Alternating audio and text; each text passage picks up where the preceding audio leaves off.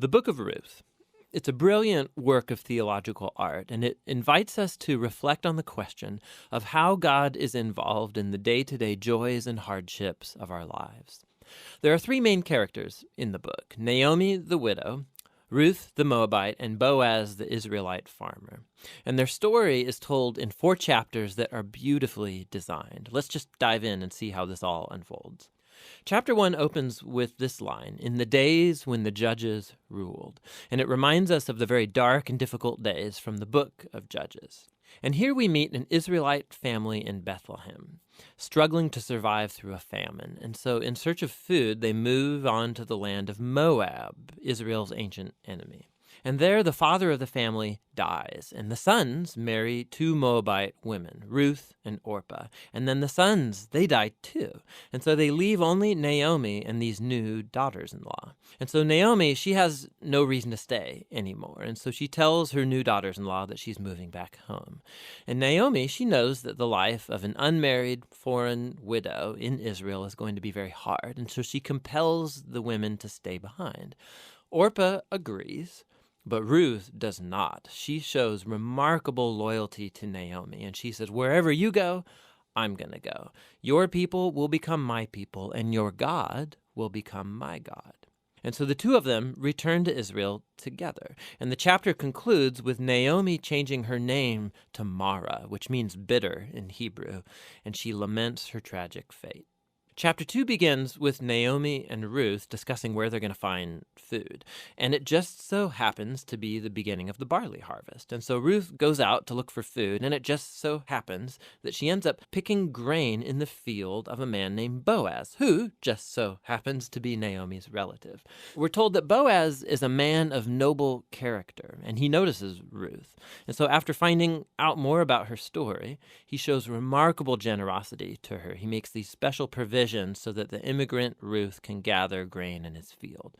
And in doing so, Boaz is actually obeying an explicit command of the Torah to show generosity to the immigrant and the poor. Boaz is so impressed by Ruth's loyalty to Naomi. He prays for her that God will reward her for her boldness. So Ruth comes home that day, and Naomi finds out that she met Boaz, and she is thrilled. She says Boaz is their family redeemer. Now, this family redeemer thing, this was a cultural practice in Israel where if a man in the family died and he left behind a wife or children or land, it was the family redeemer's responsibility to marry that widow, to take up the land and protect that family. So Naomi, she begins to hope that perhaps there might still be a future for her family. Chapter 3 begins with Naomi and Ruth making a plan to get Boaz to notice their situation. So Ruth is going to stop wearing clothes of a grieving widow, and she's going to show signs that she's available to be married. And so Ruth goes to meet Boaz on the farm that night. And as she approaches, Boaz wakes up and he's totally startled.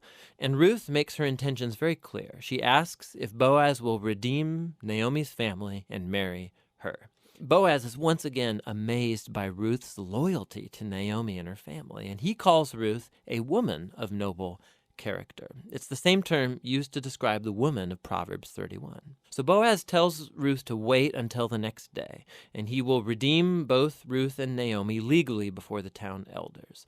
And so the chapter ends with Ruth returning to Naomi, and they marvel together at all of these recent events. In chapter 4, it all comes together. It turns out, at the last minute, Boaz discovers there is a family member who's closer to Naomi than he is, and he's actually eligible before him to redeem the family. But at the last second, this family member finds out that he's going to have to marry Ruth, the Moabite, and so he declines. But Boaz, remember, he knows Ruth's true character, and so he acquires the family property of Naomi, and he marries Ruth. And so just at the beginning, how Ruth was loyal to Naomi's family, so now Boaz is loyal to Naomi's family as well. The story concludes with a reversal of all of the tragedies from chapter 1. So the death of the husband and the sons is reversed as Ruth is married again and gives birth to a new son, granting joy to Naomi. And this symmetry between the opening and the closing, it's even more remarkable. So remember, the opening tragedy was followed by a great act of loyalty on the part of Ruth.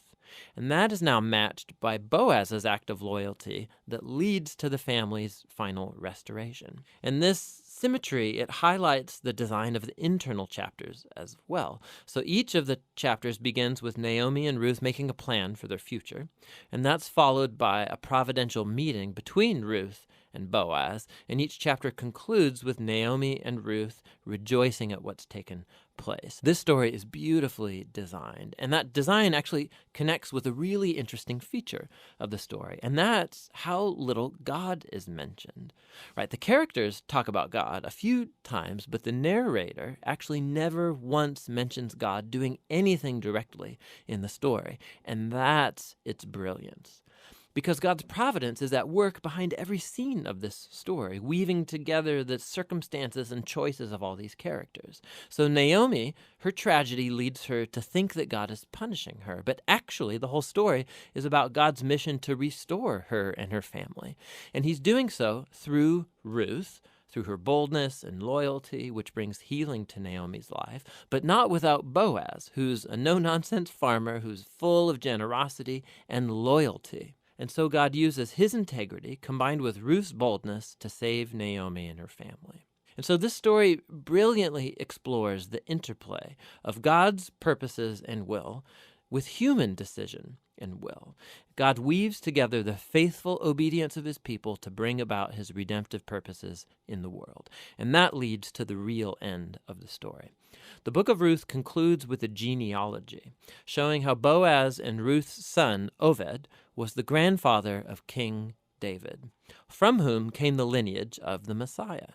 And so all of a sudden, these seemingly mundane, ordinary events in this story are woven into God's grand story of redemption for the whole world. And so the book of Ruth invites us to consider how God might be at work in the very ordinary, mundane details of our lives as well. And that's what the book of Ruth is all about.